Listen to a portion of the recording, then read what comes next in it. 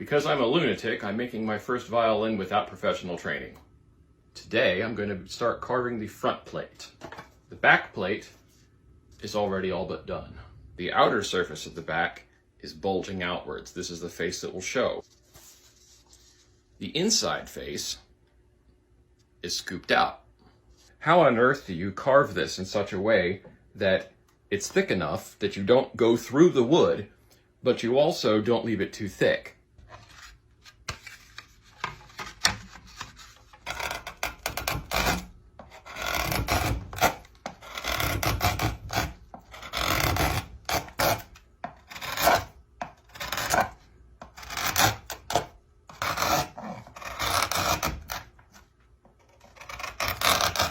Now here's where the really brilliant bit comes in. This is a Stradivari thickness punch. Lays on your bench like so, chops up and down. Sharp point, reference surface. I have my thickness punch set to 3 millimeters. Any thicker than this and it'll leave a dot. So the fact that it keeps punching holes and it is nowhere near bottoming out means that this area still has a lot of thickness to remove. Now around the edges I'm going to carve until these gauge dots disappear.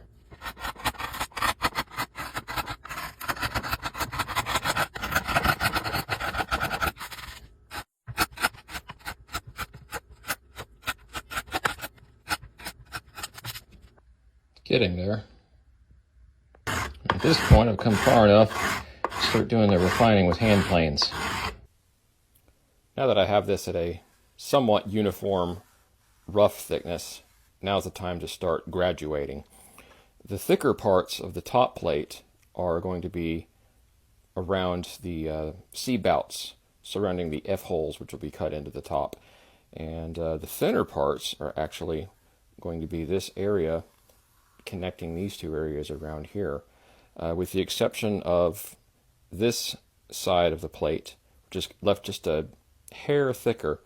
Everything in here and this whole area up here has a maximum thickness of about 2.4 millimeters.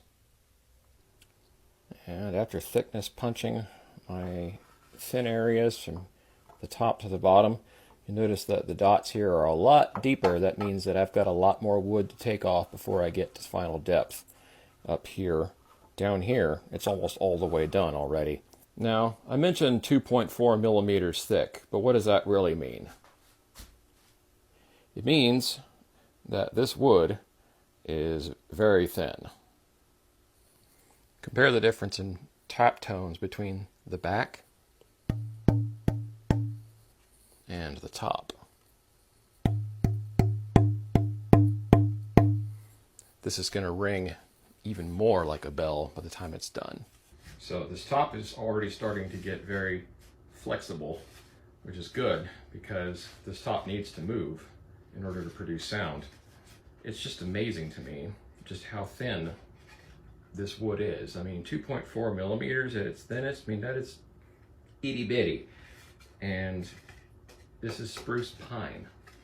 It's a soft wood on paper, but its strength to weight ratio is amazing, and I think it's just a testament to the ingenious innovation of the old Italians that they managed to make a structure that was so light and beautiful and strong and supple and powerful and still have extreme strength.